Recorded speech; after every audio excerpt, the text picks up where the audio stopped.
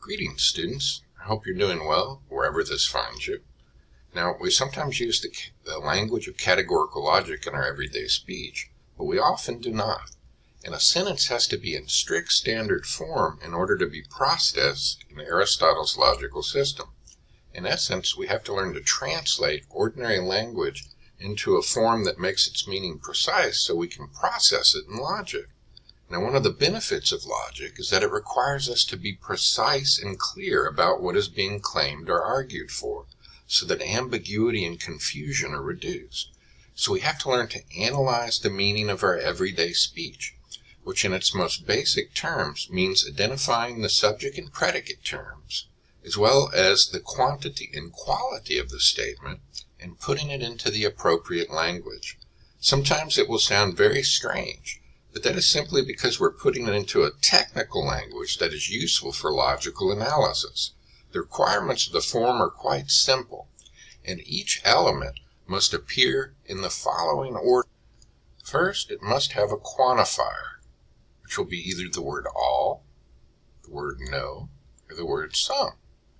Then it must have a subject term that is a word or phrase that explicitly refers to a category.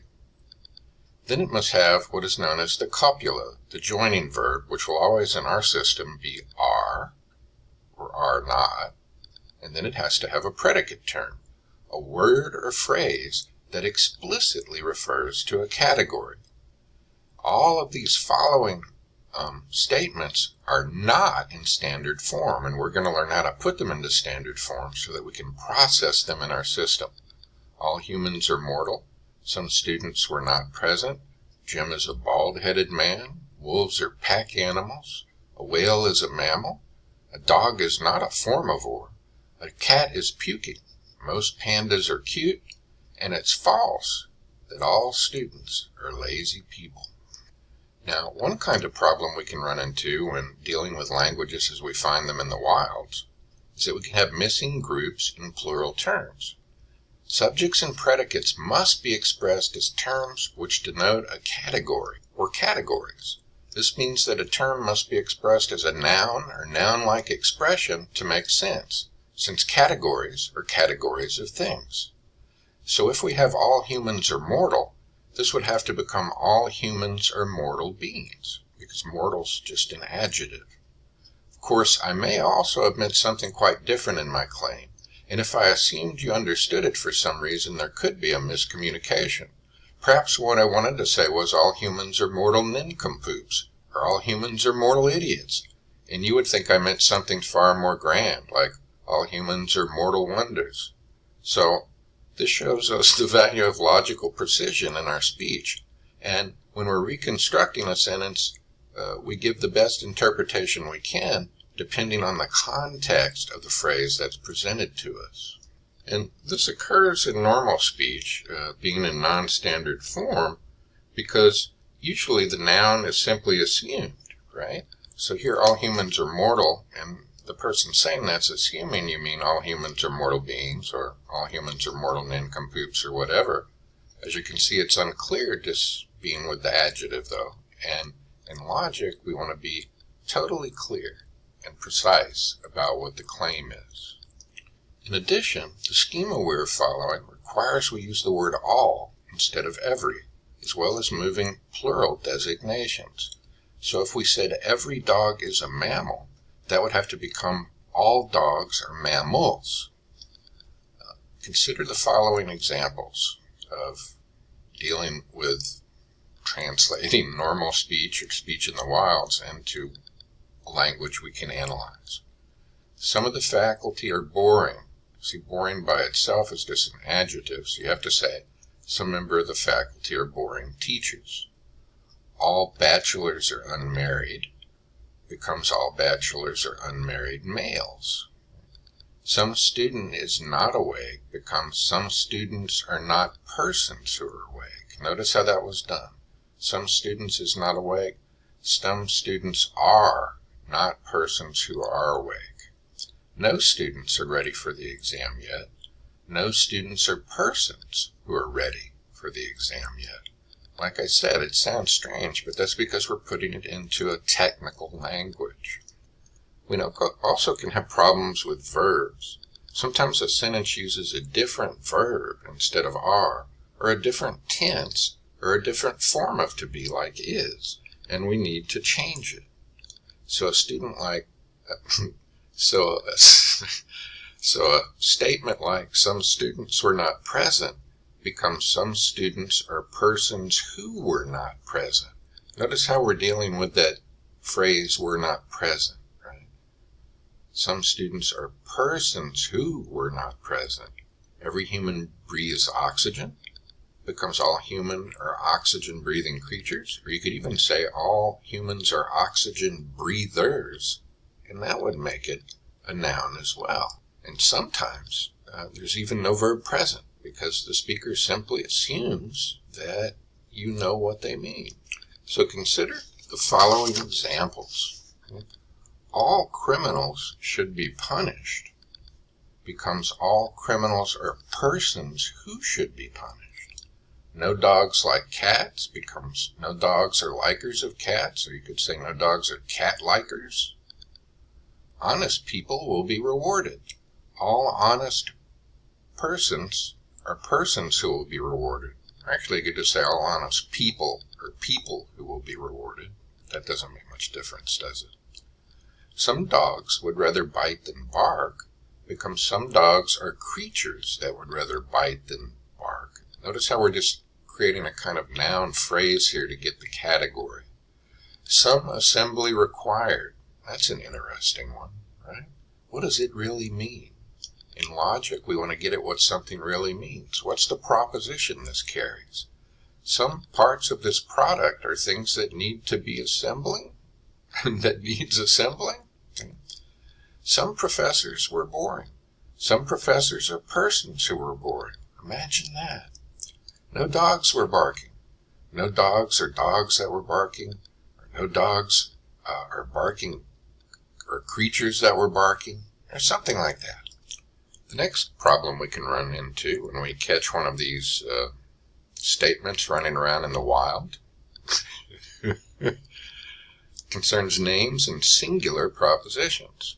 Now, if you think about it, a proper name is not a category, but instead denotes a particular individual. If I say Jim is a bald-headed man, sadly, right? Now, this would not be a standard form categorical proposition, and we wouldn't be able to process it in our system without modifying it. And here you can notice how logic is at the root of computer programming, right? The way computer programming works is you have to put your language into a certain structure when you're coding, or the machine won't accept it. Right? It'll just say syntax error and refuse to consider what you're doing.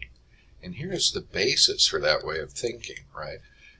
In essence, Aristotle gives us a machine that we put into our minds instead of it in a physical box to process these things. And what happens is, if you take symbolic logic with me next semester, you'll learn how this became more and more modified until people began to see a way to put it into electrical forms that were external to our minds. And of course, we can also externalize it with paper and pencil.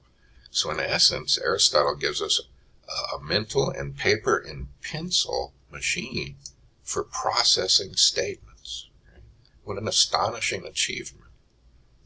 Now, in addition to names, we have singular propositions, such as if we said, this dog is barking, or that man over there is coughing, or something like that. And we're referring to a single thing rather than to a set of things. And we handle this by introducing the idea of a category with just one member. Right? You might remember singleton sets, which were the set or class with just one member. Right? So we have the set of Jim, for example, and there's only one member of that set, Jim. And we use this phrase here, identical to, right? So Jim is a bald-headed man becomes all persons identical to Jim are bald-headed men. It's kind of fun to phrase it like that. I also feel like I'm falling down into Wonderland when I start translating like this, because this is how people speak in Wonderland. And again, if you go read Alice, Lewis Carroll's Alice in Wonderland in his books, you'll see how he's playing with this sort of stuff too. And what about I? There's only one person that's me in a set. There's a singleton set of I. Just me, right? So if I said I am a bald-headed man, that would become all persons identical with myself are bald-headed men. So consider the following examples. This student is going to get an A becomes all persons identical to this student or persons who are going to get an A. Costa Rica is a beautiful country where they live la pura vida becomes all countries identical to Costa Rica are beautiful countries. Today is a good day becomes all days identical to today are good days. And Han kissed Leia becomes all persons identical to that lucky bastard Han, or persons who kiss Leia. And there's the great Han Solo, that crafty smuggler and hero of the rebellion, kissing the great princess, who was one of the greatest heroes of the rebellion, and became a great Jedi. But we all know that. Now sometimes sentences we find in the wildlands of everyday speech come without quantifiers, such as all or no or some, which again are sometimes simply left out because either the speaker is careless or they simply assume you know what they mean. It's always not a good thing to just simply assume people know what you mean. It's usually best to try to spell it out. So getting clear on what is being left out means getting clear on what is actually being claimed. In some cases, this is simple. If someone said, say a biology professor says to you, wolves are pack animals, you know what he means. He means all wolves are packed animals. Similarly, if someone just said, well, a student is a human being, that would mean all students are human beings. But notice how the same locution really doesn't have the same meaning. A student is running for class president doesn't mean all students are running for class president. It means some students are persons running for class president. Remember, some means at least one, and in logic it's what we call an existence claim, that there exists at least one student who is running for president. So consider carefully the following examples. Ponder them well, and take them into the secret places of your heart, where there shall become patterns for you in dealing with what you find in the wildlands of everyday speech, as you wander amongst a jungle of words. The dog is a faithful beast, right? Someone would just say, well, the dog is a faithful beast. They mean something like, all dogs are faithful beasts. Unless, of course, in the context of it, they were pointing at a dog. If you saw somebody pointing at a dog and they said, the dog is a faithful beast, they would mean some dogs are dogs that are faithful beasts. Are all dogs identical to this dog or faithful beasts? Now, the soul is not immortal. Notice how this works. The soul is not immortal. And this shows us again how the statement is not identical with the proposition, because what this thing really means is no souls are immortal things. An American won the Nobel Prize means some Americans are winners of the Nobel Prize, right? There's at least one American who's a winner of the Nobel Prize. A reptile is not a mammal. Becomes no reptiles are mammals. The police officer is at the door, right? You hear somebody knocking and you look out the window and you say, the police officer is at the door. All persons identical to this police officer are persons at the door. But suppose you looked out and you said, well, police officers are at the door. Some police officers are persons at the door.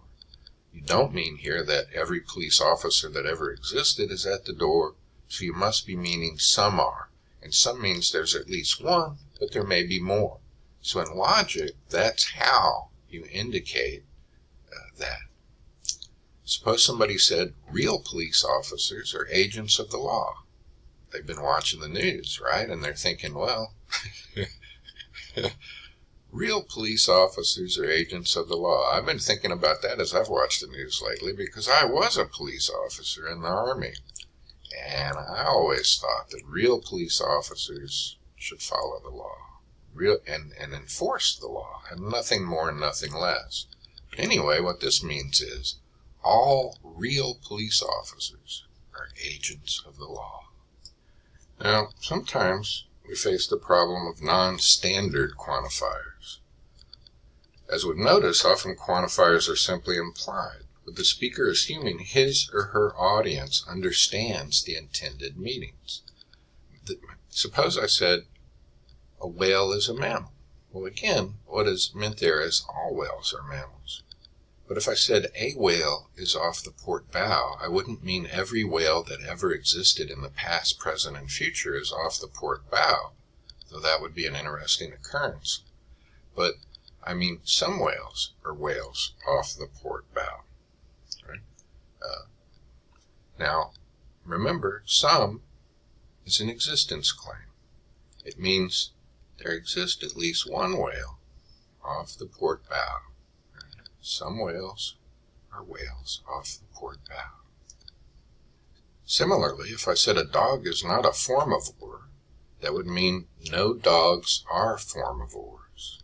Right? There is with the not, but it's a universal claim, so it has to be put into the form of no S or P, so it becomes no dogs are formivores.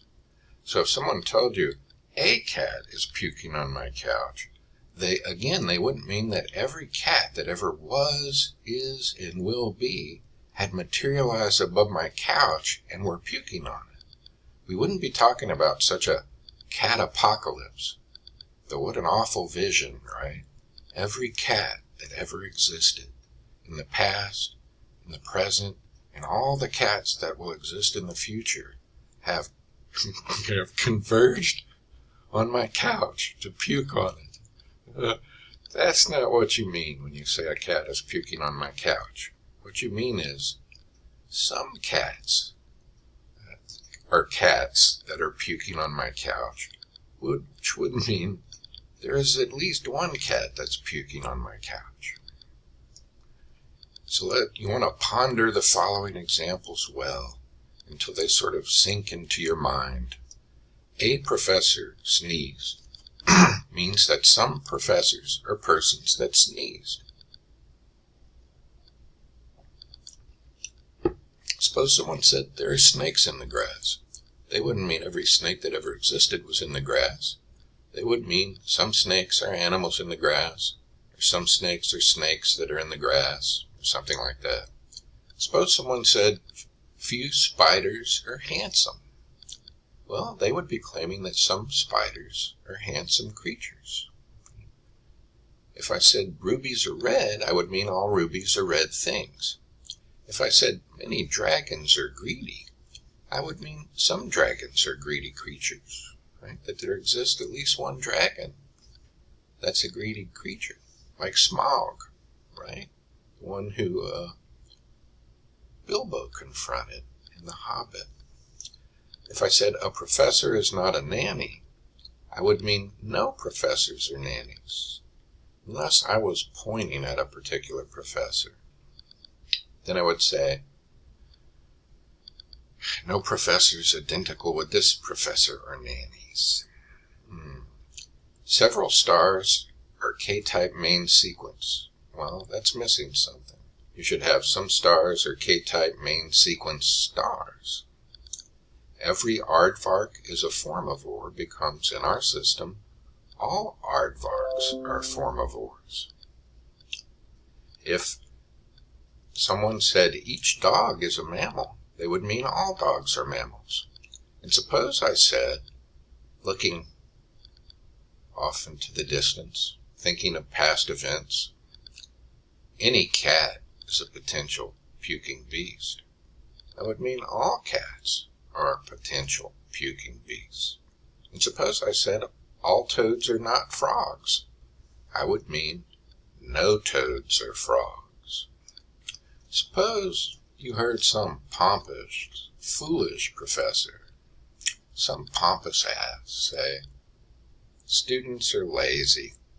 And by that, as a student of logic, you would know he meant all students are lazy persons. Now, a logic professor overhears his witless colleague as well, and accosts him and says, "Sir, it is false that all students are lazy persons." Now, what that means, if you think about it, is some students are not lazy persons. There exists at least one student that is not a lazy person. Right? Now, you can prove that it's false that all students are lazy persons just by having one instance of a student that's not lazy as a counterexample. And in fact, Dr. G has had hundreds of students who are not lazy, and so that's why he accosted his foolish colleague and said, "Well, no, that's not true. It's not true that all students are lazy persons." But suppose there was a wildly optimistic professor. A wildly optimistic professor might think it is false that some students are lazy persons, and that would mean no students are lazy persons. But that's a bold claim, because to refute it, all you would need to find would be one instance of a student being lazy. And I'm here to tell you I've experienced that, so I don't think that's a true statement. Right? There does exist at least one student that's a lazy person, and I've had them in my classes. Some means at least one, and maybe more. But I've also had students who are not, and they're the majority. So how that works is, wherever you have a negated A, it becomes an O. A negated A becomes an O. It is false that all S are P, or not all S are P becomes some S are not P. A negated O becomes an A. It is false that some S are not P becomes all S are P. A negated E becomes an I. It is false that no S or P becomes some S or P. And finally, a negated I becomes an E. It is false that some S or P becomes no S or P.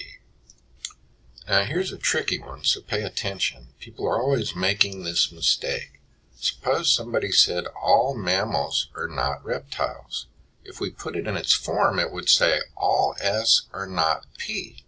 And this is not one of our four possible forms. Remember, our statement has to be in one of these four possible forms, or it doesn't compute. It has to be either all S are P, no S are P, some S are P, or some S are not P. And all S or not P doesn't fit in to that paradigm. So all mammals are not reptiles becomes no mammals are reptiles. So as a general rule, whenever you find something with the form all S or not P, change it to no S or P. And what about double negatives? You hear those often. Someone might say no students are not qualified, and that becomes all students are qualified. So in general, all S or not P becomes no S or P, and no S or not P becomes all S or P.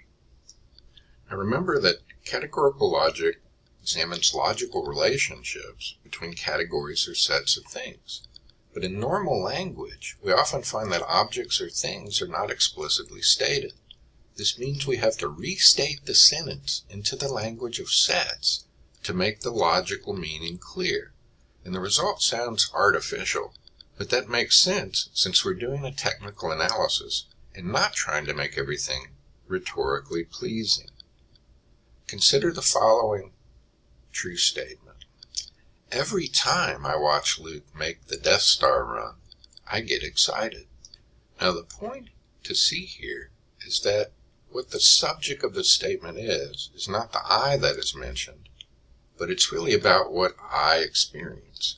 We need to make my experience into categories of things by using certain set phrases called parameters. So the above sentence becomes, all times when I watch Luke make the Death Star run are times when I get excited. Another type of word we have to deal with by using parameters are adverbs. Now, adverbs are commonly used to describe times, temporal adverbs, or places. These are called spatial adverbs. So let's think about temporal adverbs such as when, whenever, anytime, always, and so forth. Suppose I said, he always wears a tropical shirt to work. What I would mean by that is, all times he goes to work, or times he wears a tropical shirt. That almost sounds like poetry, doesn't it? You can make maybe you could make some funny poems just by translating everything into standard form. She is never sad becomes no times, or times she is sad. She is always happy becomes all times, or times she is happy. And if you've ever had a cat, you can probably recognize the truth of this statement. Every time I begin to fall asleep, the cat wakes me up. What that means is, all times I begin to fall asleep, or times the cat wakes me up. In the wilds of speech, we might also come across spatial adverbs, such as where, everywhere, anywhere, and so forth. So if someone said bears live in the woods of the Smoky Mountains, that would mean some places in the woods of the Smoky Mountains are places bears live. So consider these examples. Wherever there is smoke, there is fire. Becomes all places that have smoke are places that have fire, or places that fire occurs, or something like that. Nowhere on earth is a perfect human being. Becomes no places on earth are places where there is a perfect human being. Suppose I said, love is everywhere. All places are places where there is love. And suppose I said, somewhere I lost my wallet. That means some places are places where I lost my wallet. Now, pronouns are often used to replace nouns where no particular person or thing is specified. So, someone might say, whoever took my Obi-Wan Kenobi action figure is in big trouble. Or someone might say, what goes up must come down. Thinking about pronouns, we have several types. We have pronouns referring to unspecified people, such as whoever, anyone, anybody, everyone, someone, and so forth. So suppose I said, whoever drank the last beer in the fridge is in big trouble.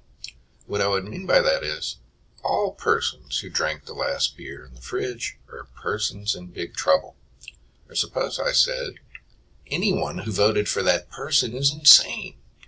I would mean all persons who voted for that person are insane persons. And then there are pronouns referring to unspecified things, where you use words like what, whatever, anything, something, and so on.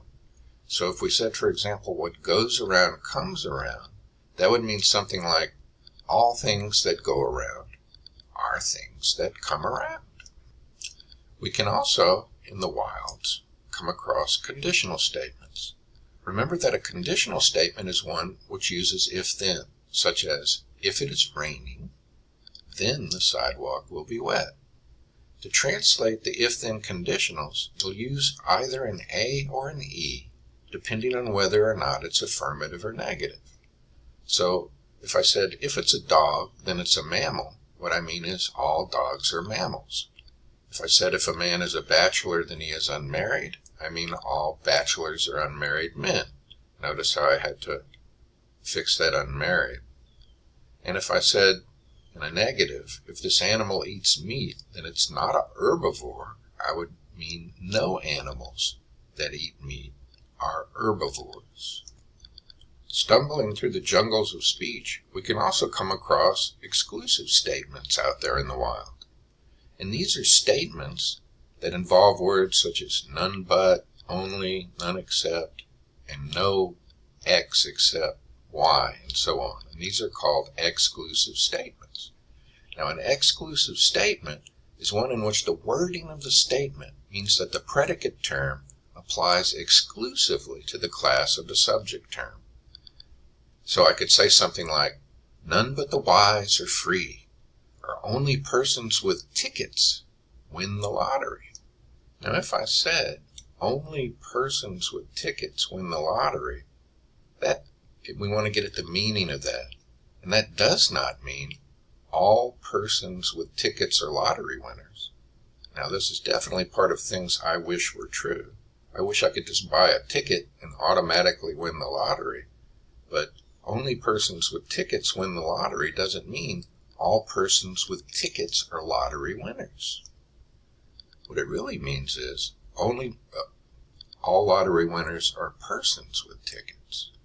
Now you want to pay attention how these are translated into standard form. Notice that the subjects and predicates get reversed, right? Only persons with tickets win the lottery. This is going to flip up here. All lottery winners are persons with tickets. If I say none but the wise are free, that becomes all free people are wise people. If we look at only natural-born citizens are president, that becomes all presidents are natural-born citizens. Suppose I said none except philosophers are lovers of wisdom. That means all lovers of wisdom are philosophers. Or I could say no persons except fools are proud of their ignorance, which would mean all persons proud of their ignorance are fools, which makes me think of something Dr. King said, that nothing in the world is more dangerous than sincere ignorance and conscientious stupidity. Right? People proud of their ignorance cause a lot of trouble in the world. Now don't confuse the only with only by itself. A statement that begins with the only is not translated the same way.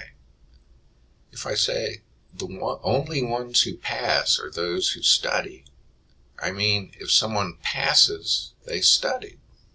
Sadly, not that if someone studies, then they pass. That would be nice if just by studying you could guarantee that you pass, but that's not necessarily so. Right? So, the only ones who pass are those who study is translated as all the ones who pass are the ones who study. Right? You're not going to pass unless you study, but just studying doesn't guarantee you'll pass. That's a sad fact of the world. So consider these examples. Suppose someone said, the only true friends are those who want nothing from you.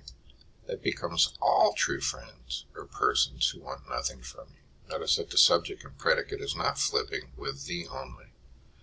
Or suppose you see the Mandalorian standing in the door, and he says, the only way out of here is through me. What he's really saying is, all the ways out of here are ways through me. And if I were you, I wouldn't go out that door. So finally, we're in a position to begin to examine actual arguments in the form of a syllogism and discover whether they're valid or invalid. So I'll be coming back at you with that soon. I hope you have a good day or a good evening or a good morning wherever you are, and I want to thank you for your very kind attention.